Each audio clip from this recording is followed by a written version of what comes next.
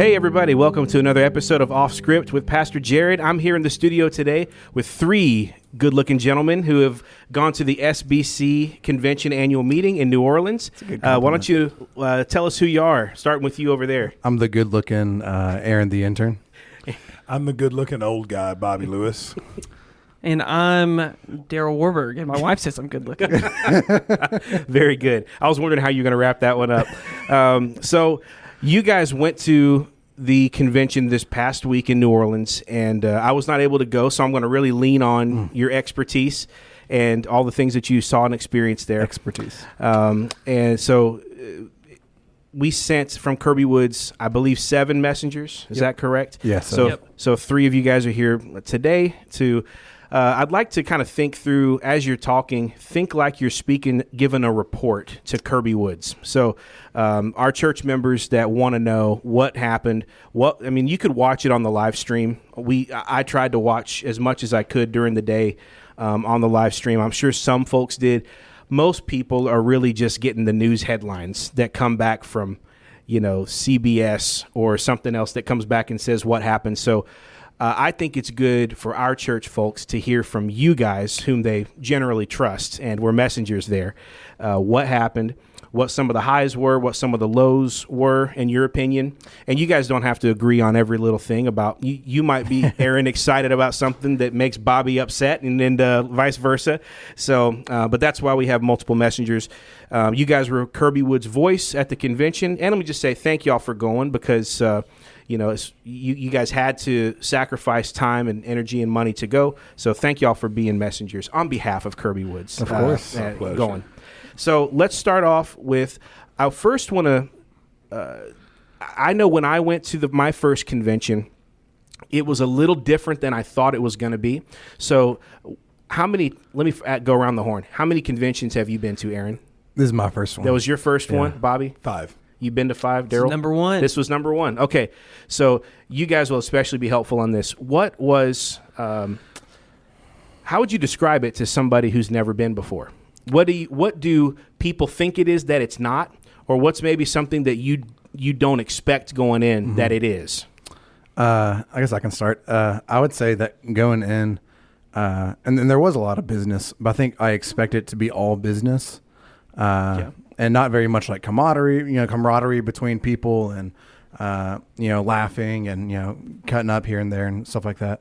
But I was pleasantly surprised. It felt like, there's a common sense of like, we may disagree on things, but we're here together and we're here not just to settle business, though we are, but we're also here to, have fun, enjoy the community and the fellowship and worship. I didn't expect so much singing and so much of delivering messages and such, but I was pleasantly surprised by how worshipful it all felt. So more preaching and music than you expected. And high quality for the most part. So good. What about you, Bobby? Yeah, I agree. It really is one of the world's largest town hall meetings. And you are there for 2 days to do the business of the convention, which is basically to give vision and leadership to the seminaries, to the mission boards, all the other entities and things like that. But I think they do a great job of bringing in speakers, preachers, musicians. This year, I think some of the worship was some of the best I've heard in the several times that I've been. Cool. It was awesome. And I think because it was widely participative, Aaron and I would sit together and just be in tears as we're listening to 12 to 15,000 people sing to the Lord. I haven't had an experience like that probably since I've been out of the U.S. It's really good. It's good stuff. Good. Darrell? Yeah, it felt like really the world's biggest, family meeting, business meeting, whatever your church likes to call it. But I think we're still business. Yeah, but it was like actually fun and really, like Aaron said, really familial. Who knows how you say that word? But because there was like this sense of, hey, we're here together. There was a lot of business, but and maybe this is a recommendation for any business meeting we do in the future, to have some worship, some teaching, something that's like, hey, this is actually why we're still here. Because it's really, I was expecting there to be a lot more people and questions caught in the weeds, but it felt like there was a lot more. Well, there was some of that. Yeah. Oh, yeah. Yeah, we'll get to that. And when you're amending an amendment, you're in the weeds a little bit. We did that once. That's a couple times. We did a lot more. All right, we're voting on the amendment to the amendment. But I think the collegiate experience this year was one of the top ones. When I was going before, there was a lot more contention, a lot more polarization. Let me ask, since you're here, how would you compare this to the 5 or 4 previous ones you've been to? I felt like that probably some of the previous ones might have been full of more serious issues because it really was about the future of the denomination. And this was too, but it did not feel as polarized to me. Most of the votes seemed to be near unanimous. The one that was really the vote for the president and the vote to disfellowship 2 or 3 churches were the ones that we were kind of surprised by the, and then there's the also stuff. But this one, the president of our convention, Bart Barber, I don't know him well. I don't know him at all, but he had a command of the microphone, of the stage, and you could tell from the very first word he spoke that he is a relator. Now, you can relate on a lot of different things, but he was a relator. He was joking with the messengers. He was joking with the crowd. He was joking with his team and things like that, and just kept a lot of levity in the spirit of the thing. Levity. And I'll say, like, at times, people were clearly out of order. And he would say, the chair, does not recognize, fill in the blank. But the way in which he would address it, he'd be like, brother, I'm really excited to see your passion about this. But I'll let you know at this moment, that's not what we're doing. So later on at this time, we're going to be voting on this and you can come to the mic. He was really, I feel like really patient. And from seeing a lot of other business meetings, I feel like Bart Barber in a good way showed his character because there were 100 times I felt like it would have been really easy for him to get like a harsh edge or whatever to his voice, but he was like, hey, let's go. A convention like that, a town hall like that is run a lot like Congress. If you've watched C-SPAN and you've got motions I do that all the time. Amendments and things like that. The people at this convention, except for the professionals there, they don't do that. Right. No. So they just go up and they start punching buttons and they get an open mic and they start talking. And I thought Bart did a great job bringing order out of that chaos. I found out what a point of order was. That's right. Actually. To go back to maybe a lesson that I remember from the convention I went to, I did not understand the Robert's Rules of Order and how serious that's taken, the parliamentarian guys standing behind him. I mean it is a business meeting in front of 15,000 people with Robert's Rules of Order, and the parliamentarian hovers behind the president's shoulder to kind of give those, because I mean, as good as Bart did, people go to school to study Robert's Rules to do it perfectly. And so it is hard to manage that, but what's interesting, Aaron and I were talking about it because the parliamentarian held this big book, huge book. And Aaron says, well, do you think he knows everything in that book? I said, that's not a book, that's a script. And they work for weeks to decide what's coming up, what's the script, if a yes vote, if a no vote. And he's just turning pages reading through the script. It's crazy. And it was... And he did a phenomenal job. I mean, so his last name is Gage. I don't know what his first name is. But this was his first Johnny year. Gage. Is it Johnny Mr. Gage? Parliamentarian. No, I don't know. Mr. Parliamentarian Gage. It was his first year, I believe, as chief parliamentarian. So Barry McCarthy has been the guy who did it for a long time. I mean, he wrote the book on, I read a book in seminary on Baptist, polity and how we work through business meetings and stuff. And he was the writer of the book. So I'm sure this guy was, doing it for his first year, had a lot of pressure to live up to that, but he did a great job. Well, it's a wonderful thing to all get together and to celebrate the spread of the gospel, sharing the love of Jesus. But the Southern Baptist Convention at its core is a legal entity. And so things have to be done in order. They are subject to lawsuits. They're subject to anything where they go against their own bylaws. That's unlike a church, right? Jared, you can win the favor of the congregation and almost get anything done that you want, but that's not what happens at a convention like this. Yeah, which is why, even so, people who don't know, so at times the mics didn't work. But when they did work, there's 10 different stations where you could go up to a mic and you kind of click a button. There's 5 different options for what you want to, what type of, I guess, motion or what type of motion, amendment, whatever it might be, whatever you want to do. Point of order. There's a bunch of different buttons, and then you kind of get put in a queue line, and you wait. And if we run out of time, then you don't get to go to it. But point of order is when you kind of jump in and say, hey, like, we messed up on Robert's Rules of Orders. We're not doing this correctly. And that's at the very top. So top priority, even if like we're waiting for someone else to speak. If someone goes up and clicks point of order, it's like, wait, we have a point of order. You know, we may have messed up. Right. And then, and people accidentally abuse that at times because they wanted to go first or whatever. But you see how seriously they take this being run well and make sure that everyone feels justly. I was also impressed. You were asking about the difference between former ones and this one, and former ones that were back closer to the battles we all know in the Southern Baptist Convention 30 and 40 years ago.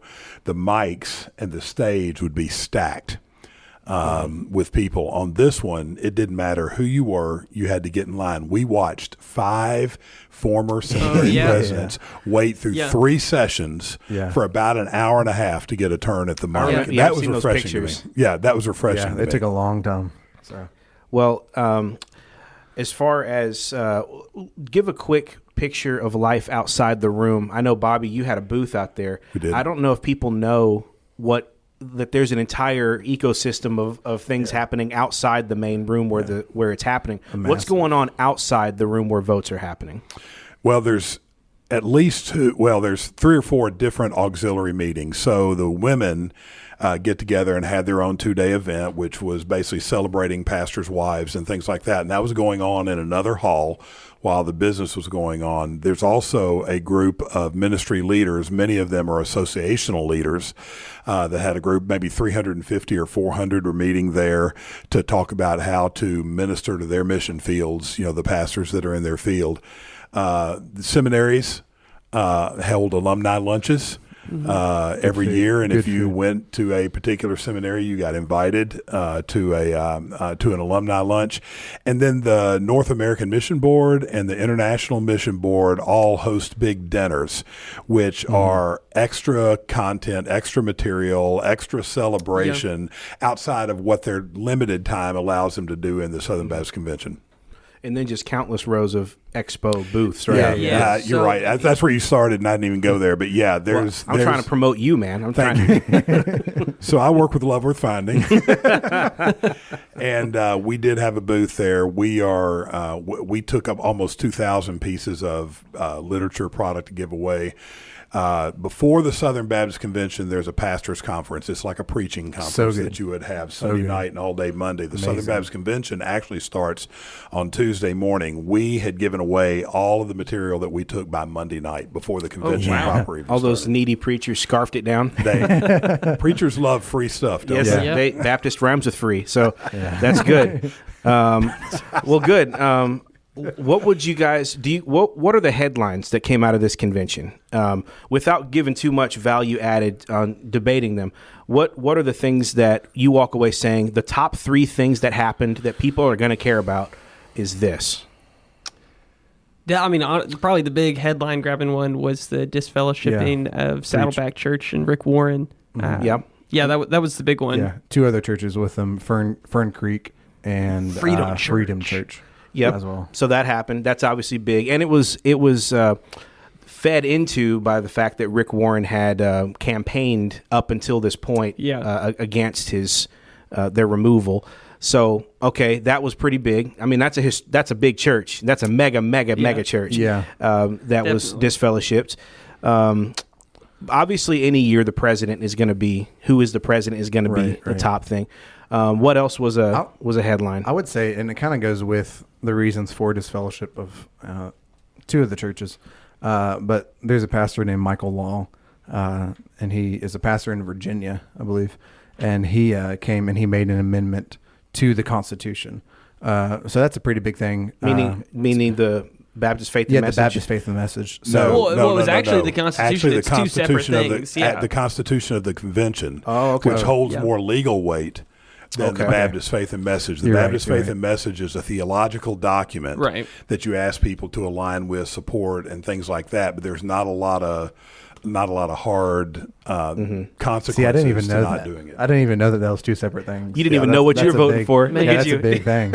Well, I knew what I was voting for. I just didn't know where it applied. I was going to say the overriding, to me, the overriding issue for the entire convention, which showed itself in the disfellowshipping, which showed itself in the motion to amend the Constitution, which showed itself in the presidential election. The overriding thing is what can we be more definitive in defining the role of a pastor in a church? Yeah. Is it a title? Is it an office? Are pastor, elder, and bishop the same thing, or are they three different things? If somebody can own, if a female could not be a pastor, could she be a bishop? Right. Can you be a female pastor but not an elder? Yeah, and that's how people kind of stepped around the boundaries per se without actually breaking the rules. That's exactly right. And so I think that's where that whole understanding got hardened. Back when the Baptist Faith in 2000, Baptist Faith and Message 2000. Easy for you to say. Document was done in 2000. Ed Land, Fred Kelly, and Dr. Moeller, Al Moeller, were some of the primary authors of it, and they basically have said in the last couple of years, well, back when we did this, the role of a pastor was well understood, but it's gotten a little bit messy now with the plurality of elders and with women and titles versus roles and things like that. So I think this convention was designed to try to bring more order to what it means to be a pastor, elder, or bishop in a church. Sure. So with that, do you think that was accomplished? Do you feel good about that? More clarity happened, or do you feel it was muddier after we left? If I can speak for myself, I think it was. I think it was clarified. One, it was clarified in the disfellowshipping, which I think Bart Barber made an excellent statement that I didn't hear when I first came in, so I started to clap. Oh, and yeah, Darrell corrected me. This is bad for and Aaron. I felt bad. But when the votes came out the next morning of what the results were for the disfellowshipping of the churches, he made it a point to mention that we shouldn't clap and cheer and hoot and holler because you don't have parties for divorce, is what I think he said. Yeah. So it should be like a hard thing. Like, we found these brothers and sisters to be in error and to not align with us.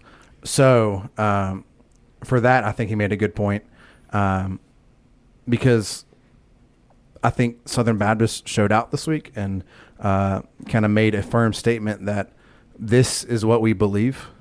Al Mohler made a great point of saying it's not just the doctrine of the Bible, but it's also the order of our convention that this is what we believe. So even if you want to argue from Scripture, and you can try your best to do that, we can have that discussion any day. But the order of our convention is that we do not have women as pastors. Right. So that was upheld, I believe. Even though I thought like 12%, I think it was, voted to keep Saddleback in the convention. Yeah. And I thought that was kind of concerning. Some people were like, oh, that's a good victory. But I'm still like, 12% of churches are like, oh, well, I don't know. But then like Fern Creek, I think that was more like 8%. Yeah. But it shows that at least a decently large majority are like, hey, this is where we stand. Even if these people have meant a lot to us in the past and have done a lot of great things for the sake of the gospel, this is where we stand as a convention. And I think that was shown out. Yeah, especially and I feel that. like, just to be clear, because sometimes the headlines can be misconstrued, it's not the SBC saying, hey, we think Rick Warren's not saved, we think they're outside the bounds of God's grace. It's actually us just saying, hey, go in peace. We can't partner with you as members of the SBC anymore, though we do wish them well. We want them to follow the binding of their conscience as it's tied to Scripture. Like, go and proclaim the gospel. We believe that there's still much kingdom work that can be done through them, but just not with the SBC. Yeah, we're not landmarkists, where it's like, if you're out of the SBC, you're not saved. It's it's just that you're right, like you said. They've made a lot of great contributions. A lot of people have been saved through Saddleback, and but at the end of the day, they are very committed to female pastors going forward. The main pastor of who took Rick's job, his wife is a co-spouse pastor. So they're committed to it. They're going to propagate it. It's not going away. They're going, and Rick has argued for the egalitarian position over the last he year even or said so. that in his debate with So they get a chance to appeal. And he came to the mic, and in his debate, he said, are we really going to disfellowship between egalitarian brothers and complementarian brothers? Right. So I think in saying that, he was kind of showing himself as, hey, I'm an egalitarian. Right. And the force of the room said, yes. Yeah. And he even said, we have 40,000 words, and I disagree with one of them, which is kind of manipulative. But he said, I disagree with one of them. Are we really going to let that be a point of division? I thought that was such a poor argument. Yeah, and then in the room, I mean, there must have at least been 1,000 people, at least, who all at the same time screamed out, yes, like that is enough. Like, no, you cannot stay. Yeah. He said that on Twitter a couple days before. Yeah. There's only 3 words I disagree with in the whole Baptist faith and message, and it's men, M-E-N. And my thought was, well, couldn't I then say, I got 3 more words for you, gay, G-A-Y, men. It's like, well, like that would, gay men, are we okay now? Yeah. No. Well, or even that kind of falls apart, doesn't it? I was explaining to Zoe, I was like, it's like if, in the Baptist faith and message, if it said, Jesus Christ is the Son of God. And I was like, well, I only disagree with 2 words in the whole, Baptist faith and message. I believe, Muhammad is the Son of God. Then it's like, whoa, like that's huge. That is a polarizing thing. But it's only 2 words. So, it's only 2 words. Yeah. Well, the joke, the seminary joke, the great, schism or anything, they were fought over like one Greek letter, all these things in church history. So, homoousia, all the fights over that. Anyway, so let's go to my question about what encouraged you. I want you to before you go there, I do think there was one other fairly significant thing that was done at the convention, and it was the report out of the sexual abuse task force. Yeah, definitely mentioned that. And they came and gave a report for what had been done this past year. It was emotional. Some of it we agree with, some of it I don't agree with, but they said we need to be careful, we need to be sure-footed, and we're asking for our committee to be reconstituted for one more year so that we can bring back stronger recommendations. And it seemed reasonable to do that. Yeah. I'll talk to you all day long about my opinions about that, but I thought that was a good part of the convention. So essentially, they're going forward with what they were doing in the same way they were going. That's right, and they have a new study. Quite frankly, and they have a new system. If you go to SBC abuseprevention.com, then they have a new thing where. And this was a big thing. It's not that they're putting the church name on the website. Yeah, that was what previously. Because that was an issue. People were like, "Well, this guy's not even at our church anymore. So why is our church on the website?" Dragged through the mud. So now it's just like if Bob Smith, I hope Bob Smith isn't a pastor listening to this, but if Bob Smith had sexual allegations filed against him, it's not First Baptist City. That gets put on the website, but it's Bob Smith that gets put on the website. Right. So, are they staying with Guidepost as well? So there was a motion made to disassociate with the Guidepost that was referred to the executive committee to study this year. So I'll let you guess how that turns out. Next year, it's gonna be brought. It may come to a head depending on what the leadership of the executive committee and things like that. They Okay. Well, yeah, that was a good ad. So let's go to the things that encouraged you most from the convention. You gave some of those things already, but just an opportunity. Is there anything that you saw that made you feel proud to be a Southern Baptist? Anything that was like, this fills my heart with Baptist joy, and I want people to know about it that weren't able to be there. I can say, and I think anyone who witnessed it would resoundingly agree. So the IMB had their send-off for missionaries going overseas. And, man, it was so powerful just to see that these couples and even singles, are giving their lives to go overseas to carry out the Great Commission in places where, maybe they haven't even been engaged with the gospel. They may not even have the gospel in their language. 42 unreached people groups, right? 79 missionaries. 79 missionaries. But I think they're sending out 130 something this year. But it was just 79 who were at the convention. Yeah, because there's going to be more this year. This just hit the ones that could be shown at this convention. And some of them, they'd be, and all of their names were changed. Like they'd be like, "Hey, I'm Bob and Julie," and it's like, "No, you're not. You're someone completely different." But that's for safety. But they would go powerful up. to see that shadow kind of image, the darkened image. Yeah, at first it was they were out in front of if they were going to an open country, they'd be out in front. Right. But then eventually someone came up and it was, just the shadow of, their silhouette. And man, that was powerful. So I think the thing that encouraged me, that was amazing. But I think the thing that encouraged me the most this past week really was the spirit of worship that was in the room. Yeah. So you don't get that online. You don't get. no, You didn't get that. Definitely No, not. it should have been in the room. You can't get that. I don't think. So I'm old enough. I go back to the revivalist days of music and worship and things like that, where it's the big choirs, the big orchestra, a lot of performance and things like that. Now those are good, but this was an excellent weaving of scripture and environmental stuff, music and lights and stuff like that, and the music. And they did what was the song they did in multiple languages, Aaron? They did. It was Behold Our God. Yeah, Behold Our God. Was it Revelation song? Or No, it was after Revelation. No, song. well, they did it twice. Anyway, they read almost an entire chapter, a significant part of chapter 4 with underscore. You're right. Revelation, You're right. yeah. Revelation like song. It was. Setting up Revelation song, Yeah, and you're then right. everybody's ready to sing Revelation song. And what happens is the words that you're singing in Revelation songs are the ones that you just heard from Scripture. Yeah. And then they came back after You're that. right. Holy, holy, holy is the Lord God Almighty. Who was? I can't remember the name. The title of but that. it was But they came different. back and did that after, because they then talked about Right. the 4 and 20 Right. elders bowing and saying, "Holy, holy, Yeah. holy is the Lord." Really God Almighty. powerful. And they just sequenced that incredibly well, put wonderful, excellent underscore to it, and then just led straight into the song. And I'm just telling you, it lifted the spirits of the congregation. This Yeah. Yeah, they had a couple different languages. There's also another group. It was actually the a cappella group of Southwestern. Here comes treble. What? No, That's Andy Bernard's. No. No, but they had, man, I can't remember what song it was, but they all began singing in different languages. And I mean, they were a good a cappella group. I mean, I was just about shouting, like it was so good. So, well, that's but good. I'm worship glad to was hear that, awesome. because you like I said, that doesn't translate quite the same online. Yeah. So you can't. It's hard to get 15,000 singers through online. That environment, it's impossible. Yeah. No room mics can really capture that. So that's cool.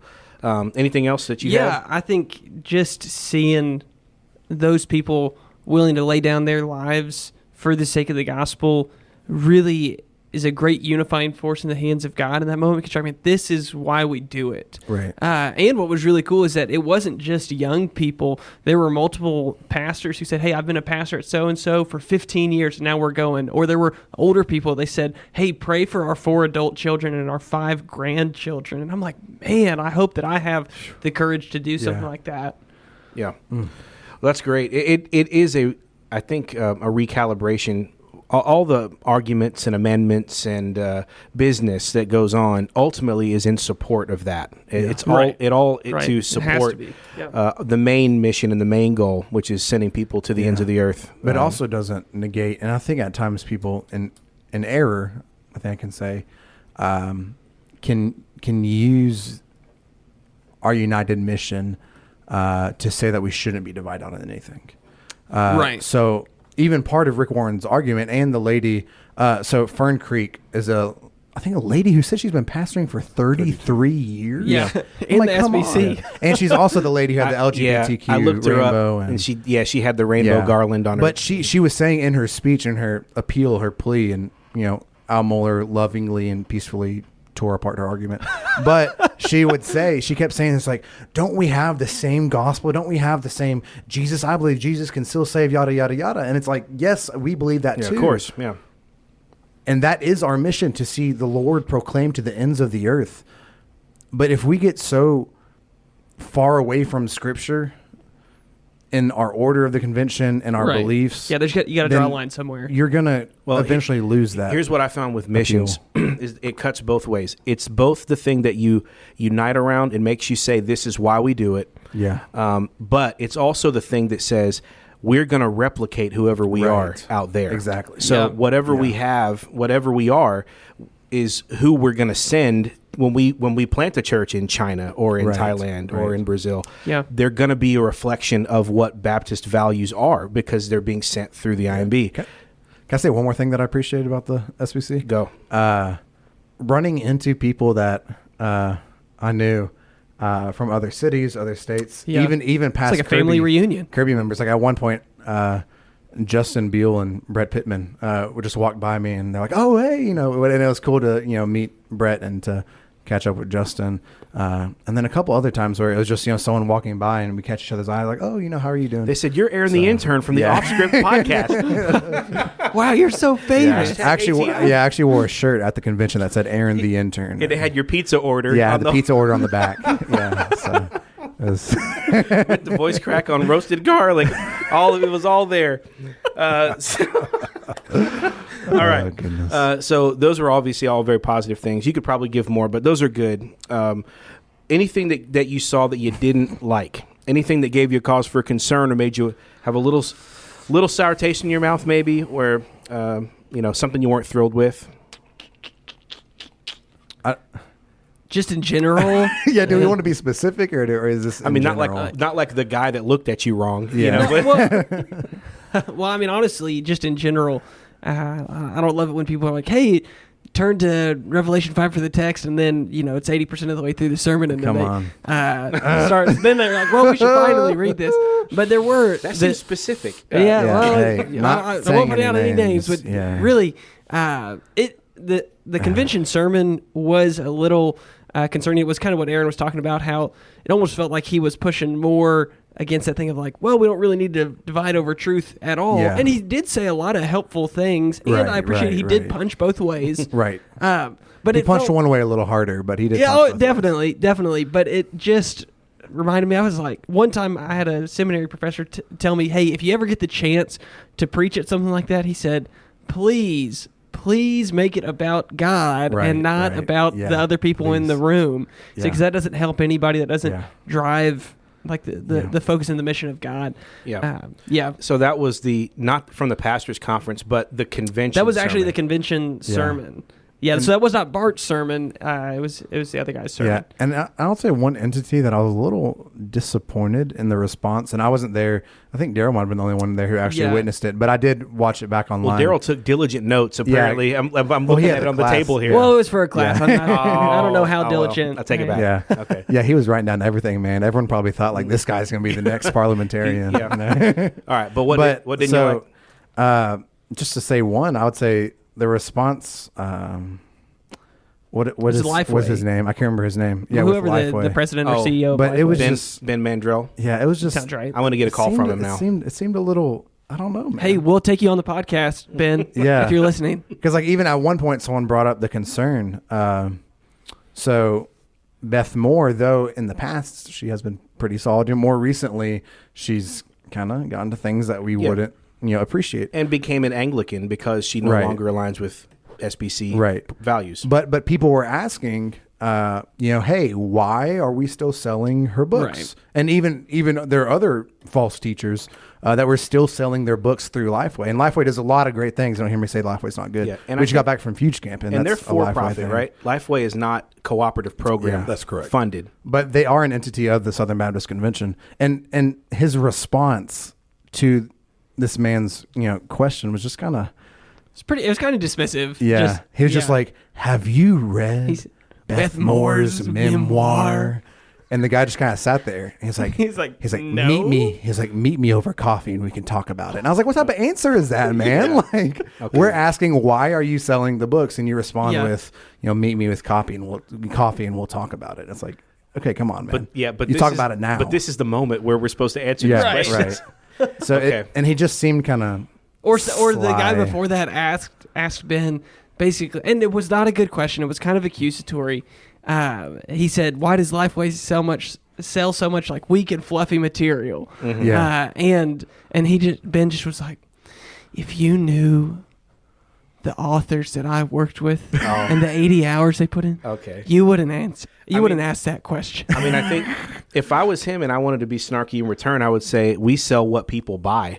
Right. Why do you buy so much fluffy material? Yeah, that's what Nathan said. He was like, maybe we need better authors. Give us cooperative program dollars and we'll publish what you want. Right. So, no, I love Lifeway, and I think there's been a lot of good ministry to come out of it. I just didn't appreciate. Yeah, that was a little sour. I didn't appreciate the questions. I mean, overall, it felt like there were a few low points. I mean, to me, in the convention, that was one of them, though. Okay. Yeah. What else? Anything else?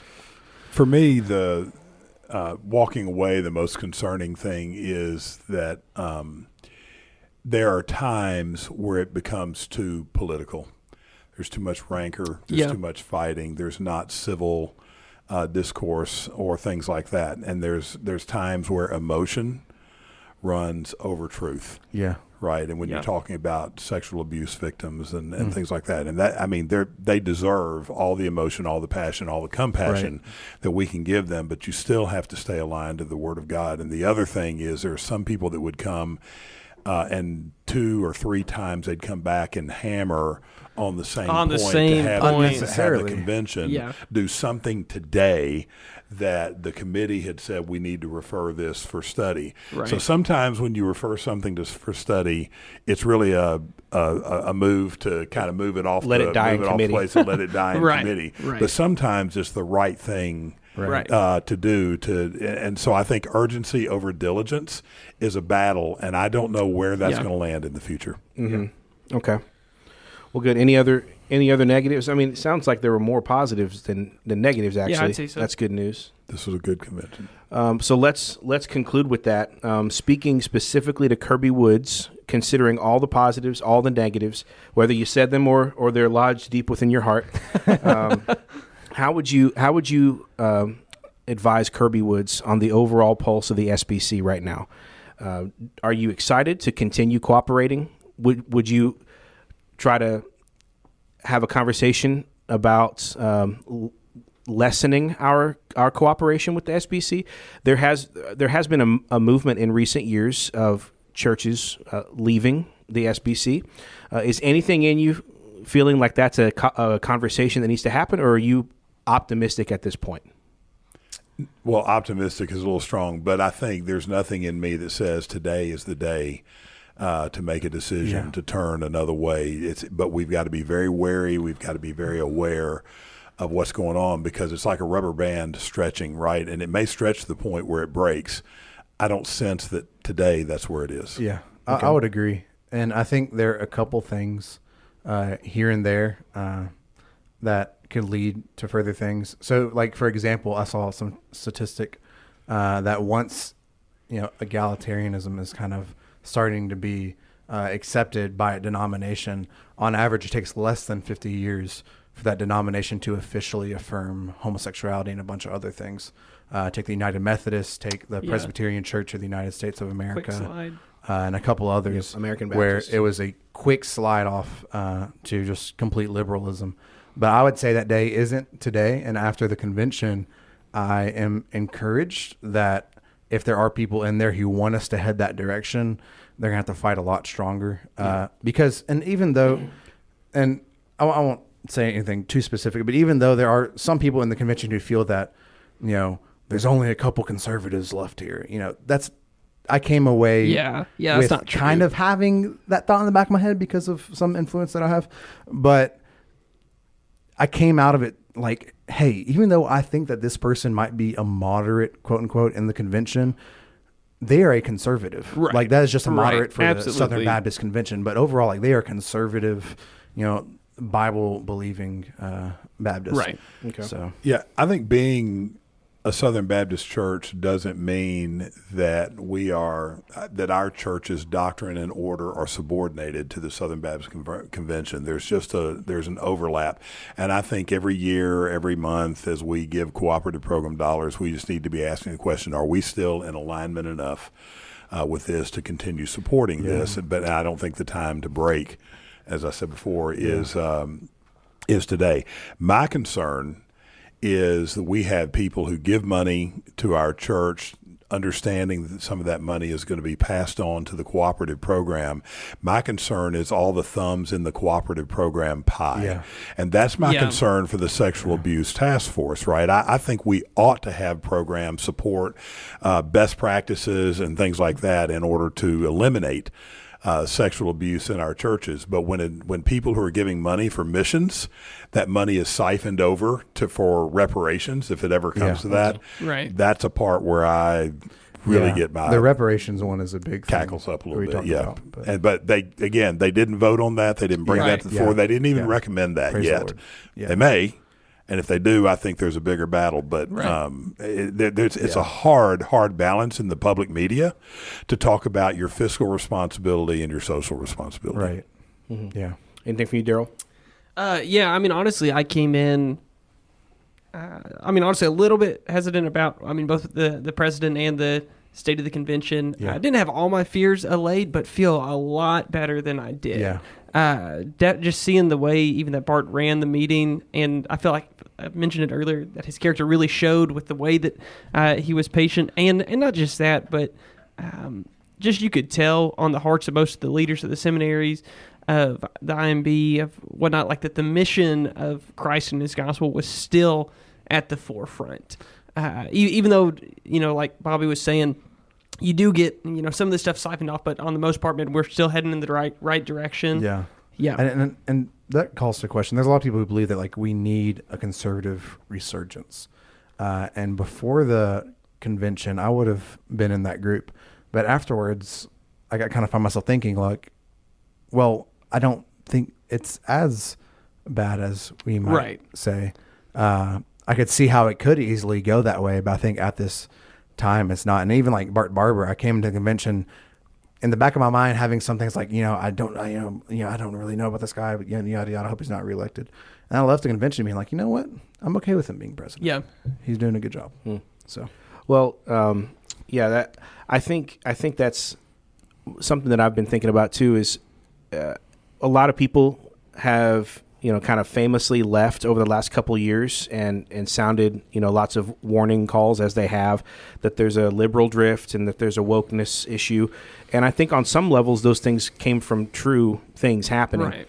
Yeah, definitely. But it's so like, don't be gaslit into that, nothing is happening. But at the same time, anytime I watch this convention, I walk away thinking, we are unique as Southern Baptists in that we actually can create change in our own group. That was really cool to see. Isn't it interesting? Like, you can't do this. Presbyterians can't do this, and Methodists can't do this. It's top down.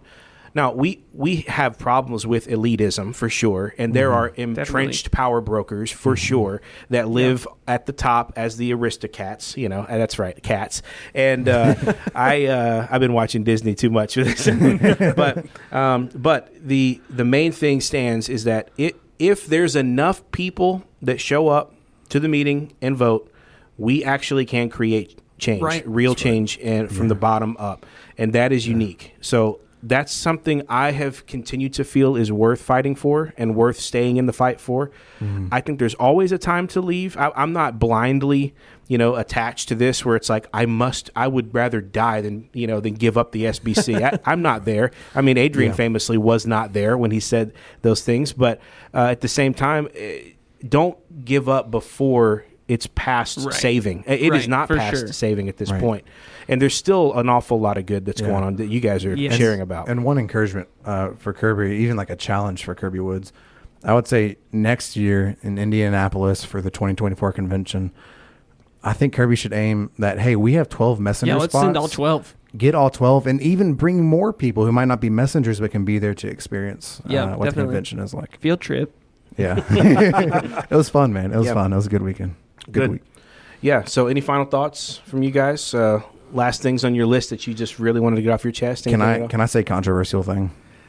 As we close, yes, sure. Drop a bomb as we leave. I'll be honest, this might be probably the hardest hitting thing.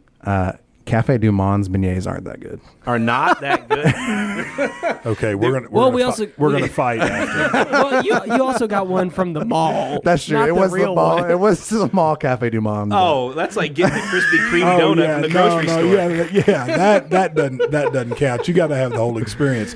But I tell you, if you go down to Jimmy J's, which is a little restaurant close to where we were, they have beignet sticks. And it's like little beignet French fries with the chocolate sauce and the cream sauce, and you dip it all day. That was the best thing we had all week. Nathan's not here, but I'll quote him. I'd rather have a Gibson's glazed donut than a beignet. Well, but also Gibson's is like the king of dessert. Yeah, he did say that. Well, that's some Memphis pride right there. Poor man. Well, good. Yeah, I had heard that the food, and I've never been to New Orleans, but I don't know. Did you guys get to experience any food that was worth talking about? We went to a place called Luke one night for dinner, and it was really good. It was really good. Creole. Just Creole restaurant. French. Good Lots stuff. of seafood. Good bread And pudding. lots of spice. Good bread pudding. And maybe I'm not supposed to say this on the Kirby podcast, but definitely for my seminary class, I only had to be there for Wednesday and Thursday for the actual convention. So I spent Monday, a ton of it at the World War II Museum. Any history buff, highly recommend it. Oh, that's It's cool. Super It's cool. cool. On the outside, like it's made to look like a battleship. So Yeah. it looks Yeah. pretty cool. Good. Yeah, TripAdvisor, take note. Yeah. I'm The still best $32 you'll I'm spend. still in hot water with my wife for not taking her to that. Oh, yeah. She probably would want to go to that. So Well, good. That sounds good, guys. Thank y'all for your report, and thank you for going. Like I said, you were Kirby's eyes and ears and votes at the convention, so grateful for you. Everybody listen, I hope that was profitable for you to learn a little bit about convention life and what goes on at the SBC Annual Meeting. Next year is in Indianapolis, is that correct? Yes, it is. And 2028 might be in Maui. We voted Somebody on made a we motion. voted, we voted It on was that the most as a applauded convention. motion. That was the most Wow. united we were. Yeah. There was not one person who disagreed in the whole room. Well, so okay. I'll leave that alone. 2028. Yeah, so 2024 is next year, Indianapolis. So yeah, let's make a goal to send all 12. That'd be a great goal. Yeah. All right, thank you guys. Have a wonderful week. We'll see you on Sunday. God bless. Outro music.